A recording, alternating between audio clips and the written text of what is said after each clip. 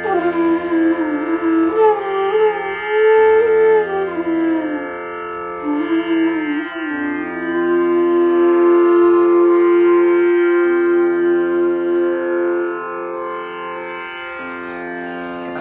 অনেকদিন ধরে উস্তাদ রোকন মিয়ার বাঁশি বাজাই। আজকে অনেকদিন পর আবার বাঁশি নিতে আসছি, তো ভালোই লাগলো আর কি। বাঁশিগুলা কোয়ালিটিও ভালো, আগের থেকে অনেক ইমপ্রুভ করছে। দেখে শুনে আমিও মানে এফ মেজর, তারপর হচ্ছে এ মেজর, আর একটা হচ্ছে এ শার্প মেজর, 3টা বাঁশি নিচ্ছি।